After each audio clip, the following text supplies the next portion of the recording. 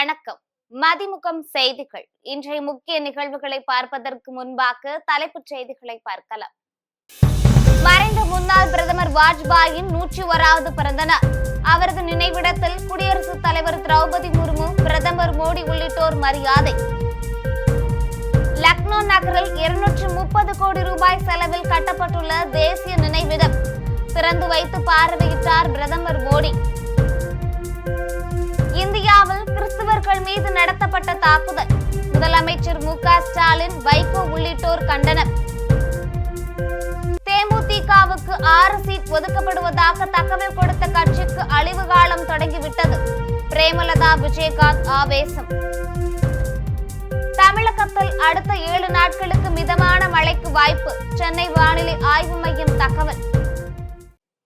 வாஜ்பாயின் 101வது பிறந்த நாளை முன்னிட்டு அவரது நினைவிடத்தில் குடியரசுத் தலைவர் திரௌபதி முர்மு, பிரதமர் மோடி அஞ்சலி செலுத்தியுள்ளனர். மறைந்த முன்னாள் பிரதமர் பாரத ரத்னா வாஜ்பாயின் 101வது பிறந்த நாள் நாடு முழுவதும் கொண்டாடப்பட்டது. இதனை ஒட்டி டெல்லியில் உள்ள சதைவ் அடல் நினைவிடத்தில் குடியரசுத் தலைவர் திரௌபதி முர்மு, துணை குடியரசுத் தலைவர் சி.பி. ராதாகிருஷ்ணன், பிரதமர் நரேந்திர மோடி ஆகியோர் மலர் தூவி மரியாதை செலுத்தினர். முன்னாள் பிரதமர் வாஜ்பாய் பிறந்த நாள் நல்லாட்சி தினமாக கொண்டாடப்படும் நிலையில் அரசியல் தலைவர்கள் பலரும் அவருக்கு அஞ்சலி செலுத்தினர். இதனிடையே முன்னாள் பிரதமர் வாஜ்பாய் பிறந்த நாளை ஒட்டி பிரதமர் மோடி வெளியிட்டுள்ள எக்ஸ் பதிவில், நாட்டு மக்களின் இதயங்களில் ஆழமாக இடம் பிடித்த முன்னாள் பிரதமர் பாரத ரத்னா அடல் பிகாரி வாஜ்பாய்க்கு அவரது பிறந்த நாளில் அஞ்சலி செலுத்துகிறேன் என குறிப்பிட்டுள்ளார். அவர் தனது முழு வாழ்க்கையையும் நல்லாட்சி மற்றும் தேச கட்டுமானத்திற்காக அர்ப்பணித்தார் என கூறியுள்ள அவர், வாஜ்பாயின் ஆளுமை படைப்புகள் மற்றும் தலைமைத்துவம் நாட்டின் ஒட்டுமொத்த வளர்ச்சிக்கு வழிகாட்டும் ஒளியாக தொடர்ந்து செயல்படும் என தெரிவித்துள்ளார். கூட்டு முயற்சியால் வளர்ச்சியடைந்த இந்தியா என்ற கனவு நனவாகும் என பிரதமர் மோடி திட்டவட்டமாக தெரிவித்துள்ளார். உத்தரப்பிரதேச மாநிலம் லக்னோ நகரில் 230 கோடி ரூபாய் செலவில் 65 ஏக்கர் பரப்பளவில் கட்டப்பட்டுள்ள தேசிய நினைவிடம் மற்றும் 98,000 சதுர அடி பரப்பளவில் அமைக்கப்பட்டுள்ள தாமரை வடிவத்திலான அதிநவீன அருங்காட்சியகத்தை பிரதமர் மோடி திறந்து வைத்தார். மேலும் அங்கு அமைக்கப்பட்டுள்ள வாஜ்பாயின் 65 அடி உயர சிலை, ஷியாமா பிரசாத் முகர்ஜி, தீன் தயாள் உபாத்யாயா ஆகியோரின் சிலைகளையும் பிரதமர் மோடி திறந்து வைத்தார். இதனை அடுத்து நிகழ்ச்சியில் பேசிய பிரதமர் மோடி, பாகுபாடு இல்லாமல் அனைத்து ஏழைகளுக்கும் அரசு திட்டங்கள் கிடைப்பதை உறுதி செய்ய வேண்டும். அனைவரின் கூட்டு முயற்சிகளும் வளர்ச்சியடைந்த இந்தியா என்ற கனவை நனவாக்குவோம். இவ்வாறு பிரதமர் மோடி பேசியுள்ளார். இந்தியாவில் கிறிஸ்துவ தேவாலயங்கள் மீது தாக்குதல் நடத்திய வன்முறையாளர்களை சம்பவம் நடைபெற்ற மாநிலங்களின் அரசுகள் இரும்பு கரம் கொண்டு ஒடுக்க வேண்டும் என்று வைகோ தெரிவித்துள்ளார். இந்தியாவில் கிறிஸ்துவர்கள் கிறிஸ்துமஸ் கொண்டாட்டங்களில் ஈடுபட்ட நிலையில் வட இந்தியாவின் பல மாநிலங்களில் கிறிஸ்துமஸ் பண்டிகை கொண்டாட்டங்களை சீர்குலைக்கும் நடவடிக்கைகளில் சில கும்பல் ஈடுபட்டுள்ளது பரபரப்பை ஏற்படுத்தியுள்ளது. கிறிஸ்துமஸ் பண்டிகையை முன்னிட்டு அமைக்கப்பட்டிருந்த அலங்கார வளைவுகள், குடில்கள் மற்றும் கிறிஸ்துமஸ் தாத்தா உருவங்களை தாக்கியும் சேதப்படுத்தியும் சில கும்பலைச் சேர்ந்தவர்கள் அட்டூழியம் செய்துள்ளனர். வட இந்தியாவில் மத்திய பிரதேசம், பீகார், சத்தீஸ்கர், ஜார்க்கண்ட் மற்றும் அஸ்ஸாம் மாநிலங்களில் இத்தகைய வன்முறை சம்பவங்களில் சிலர் ஈடுபட்டுள்ளனர். சத்தீஸ்கரின் ராய்ப்பூர் உள்ள மால் ஒன்றில் கிறிஸ்துமஸ் அலங்காரங்களை செய்யப்பட்டிருந்த நிலையில் அதை ஒரு கும்பல் அடித்து நொறுக்கியது. இது தொடர்பாக முதலமைச்சர் மு.க. ஸ்டாலின் வெளியிட்டுள்ள எக்ஸ் பதிவில், மணிப்பூர் கலவரங்களை தொடர்ந்து இப்போது ஜபல்பூர், ராய்ப்பூர் மற்றும் பிற இடங்களிலும் சிறுபான்மையினர் மீது தாக்குதல் என்பதை நல்லிணக்கத்தை விரும்பும் நாட்டு மக்கள் எவராலும் ஏற்றுக்கொள்ள முடியாது என குறிப்பிட்டுள்ளார். மத்திய பாஜக அரசு பொறுப்பேற்ற பிறகு சிறுபான்மையினருக்கு எதிரான வெறுப்பு பேச்சுகள் 74% அதிகரித்திருப்பதாக சொல்லப்படும் புள்ளி விவரங்கள் எதிர்காலம் எதிர்நோக்கியுள்ள ஆபத்துகளை உணர்த்துகிறது. எனவே நாட்டு மக்களை பிளவுபடுத்தி குளிர்காய நினைக்கும் கலவர கும்பல்களை இரும்பு கரம் கொண்டு அடக்கிட வேண்டியது நம் அனைவரது பொறுப்பும் கடமையுமாகும் என தெரிவித்துள்ளார். இந்தியாவில் கிறிஸ்துவ தேவாலயங்கள் மீது நடந்த தாக்குதல் தொடர்பாக மதிமுக பொதுச் செயலாளர் வைகோ வெளியிட்டுள்ள அறிக்கைகள், சக மனிதர்களையும் நேசியுங்கள் என்று அன்பையும் காருண்யத்தையும் போதித்த மனிதகுல இரட்சகர் இயேசுநாதரின் பிறந்த நாள் விழாவாக உலகெங்கும் கிறிஸ்துவ பண்டிகை கொண்டாடப்படுகிறது. இந்நிலையில் இந்தியாவில் ராய்ப்பூர், ஜபல்பூர் ஆகிய இடங்களிலும் சத்தீஸ்கர் மாநிலத்தின் சில இடங்களிலும் கிறிஸ்துவ தேவாலயங்களை தாக்கி கிறிஸ்துவ மக்களையும் தாக்கிய இந்துத்துவ வெறி கும்பலுக்கு பலத்த கண்டனத்தை தெரிவிப்பதோடு அந்த வன்முறையாளர்களை சம்பவம் நடைபெற்ற மாநிலங்களின் அரசுகள் இரும்பு கரம் கொண்டு ஒடுக்க வேண்டும் என்று தெரிவித்துள்ளதாகவும் கூறியுள்ளார். தேமுதிகவுக்கு 6 சீட் ஒதுக்கப்படுவதாக தகவல் கொடுத்த கட்சிக்கு அழிவு காலம் தொடங்கிவிட்டதாக அக்கட்சியின் பொதுச் செயலாளர் பிரேமலதா விஜயகாந்த் ஆவேசம் பொங்க தெரிவித்துள்ளார். தேசிய ஜனநாயக கூட்டணியில் அதிமுகவிற்கு 170 தொகுதிகளும், பாஜகவிற்கு 25 தொகுதிகளும், பாமகவிற்கு 23 தொகுதிகளும், தேமுதிகவிற்கு 6 தொகுதிகளும் வழங்க வாய்ப்புகள் உள்ளது என்ற தகவல் வெளியானது. ஆனால் இந்த தகவலை அதிமுக மற்றும் பாஜக தரப்பினர் மறுத்துள்ளனர். இந்நிலையில் சென்னையில் செய்தியாளர்களை சந்தித்த தேமுதிக பொதுச் செயலாளர் பிரேமலதா விஜயகாந்த் சமூக வலைதளம் மூலமாக வெளியான செய்தியை வைத்து தொலைக்காட்சிகளில் விவாதம் செய்தவர்களுக்கு கடும் கண்டனத்தை தெரிவித்துக் கொள்வதாக கூறினார். தேசிய ஜனநாயக கூட்டணியில் தேமுதிகவிற்கு வெறும் 6 சீட் என்ற தகவலை வெளியிட்ட அந்த கட்சிக்கு அழிவு காலம் ஆரம்பித்து விட்டது என்று கூறிய அவர், ஜனவரி 9ஆம் தேதி யாருடன் கூட்டணி என்பது குறித்து நான் அதிகாரப்பூர்வமாக அறிவிப்பேன் என தெரிவித்தார். எங்களுடைய மாவட்ட கழக செயலாளர்கள், நிர்வாகிகள், தொண்டர்கள் எல்லாருடைய கலந்து ஆலோசனை செய்த பிறகுதான் ஒரு சரியான முடிவை நாங்கள் எடுப்போம். இது போல அவசரப்பட்டு நீங்க செய்திகளை வெளியிட்டால் நிச்சயமாக சொல்கிறேன், எந்த கட்சி சார்பாக அந்த அறிவிப்பு வந்ததா நீங்க சொல்றீங்களோ இதுவே அந்த கட்சிக்கு அழிவு காலத்தை உண்டாக்கும் என்பதையும் நான் உறுதியா சொல்றேன். இது அந்த கட்சியில் இருக்கிற நிர்வாகிகளோ தொண்டர்களோ ஏத்துக்குவாங்களா? இன்னைக்கு அதிமுக பாஜக தான் இன்னைக்கு ஆலோசனை பண்ணியிருக்காங்க. இன்னைக்கு நான் கேட்கிறேன், இப்போ எங்களுக்கு எல்லாம் உரிமை இருக்கு, எப்போ எங்க பேரை நீங்க யூஸ் பண்ணீங்களோ we have all the rights to ask. இன்னைக்கு அவங்க அறிவிச்ச அறிவிப்பை அதிமுக நிர்வாகிகள் தொண்டர்கள் ஏற்றுக்குவாங்களா? பிஜேபியில் இருக்கிற நிர்வாகிகள் தொண்டர்கள் ஏற்றுக்குவாங்களா என்பதற்கு பதில் சொல்லணும்.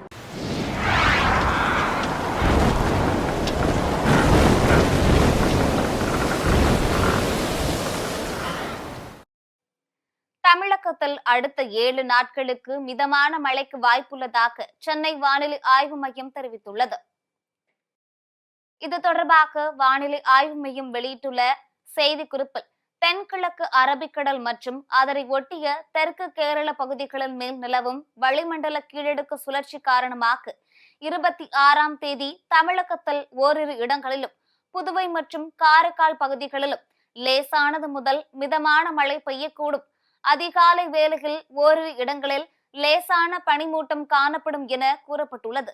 27 மற்றும் 28ஆம் தேதி தமிழகம், புதுவை மற்றும் காரைக்கால் பகுதிகளில் வறண்ட வானிலை நிலவக்கூடும் எனவும், அதிகாலை வேளையில் ஓரிரு இடங்களில் லேசான பனிமூட்டம் காணப்படும் என தெரிவிக்கப்பட்டுள்ளது.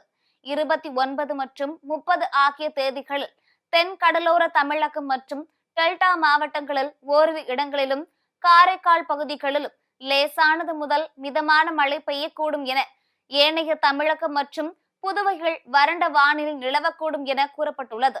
31ஆம் தேதி தென் தமிழகத்தில் ஓரிரு இடங்களில் லேசானது முதல் மிதமான மழை பெய்யக்கூடும் எனவும், வட தமிழகம், புதுவை மற்றும் காரைக்கால் பகுதிகளில் வறண்ட வானிலை நிலவக்கூடும் எனவும் வானிலை ஆய்வு மையம் தெரிவித்துள்ளது.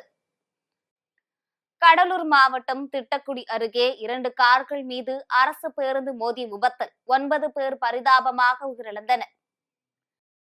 திருச்சியிலிருந்து சென்னை நோக்கி அரசு பேருந்து சென்று கொண்டிருந்தது.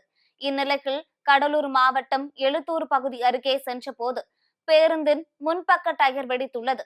இதனால் ஓட்டுநரின் கட்டுப்பாட்டை இழந்த பேருந்து சாலையின் நடுவில் இருந்த தடுப்பை உடைத்து எதிர் திசையில் வந்து கொண்டிருந்த 2 கார்கள் மீது மோதியது.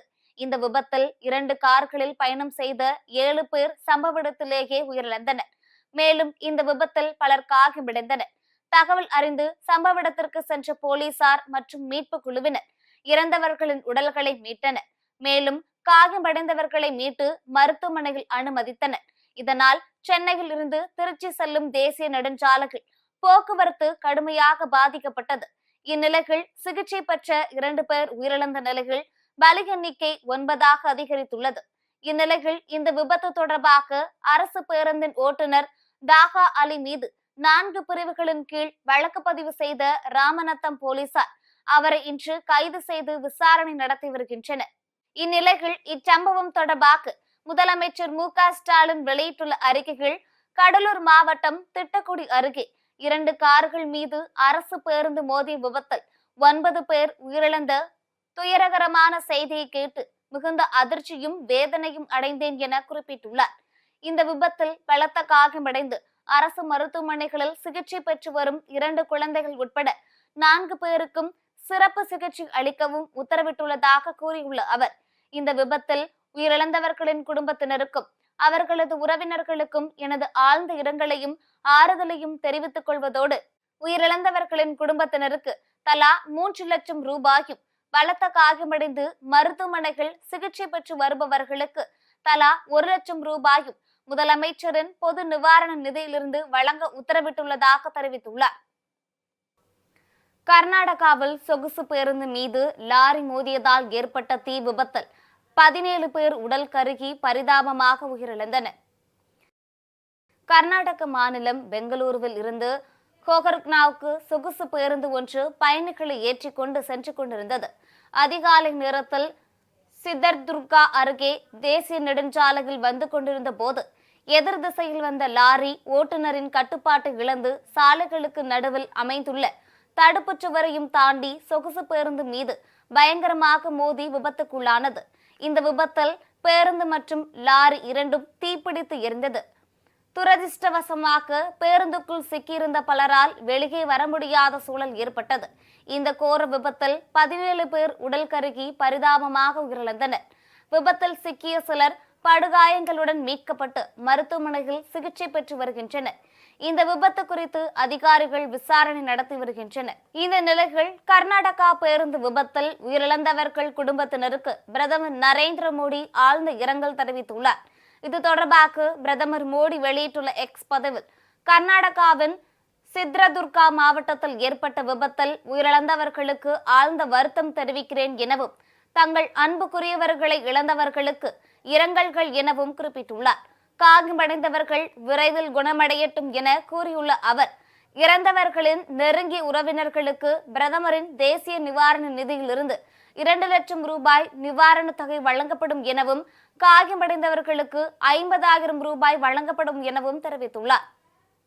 கிறிஸ்துமஸ் பண்டிகையை முன்னிட்டு தமிழகத்தின் பல்வேறு பகுதிகளில் உள்ள தேவாலயங்களில் சிறப்பு திருப்பலி மற்றும் பிரார்த்தனை நடைபெற்றது.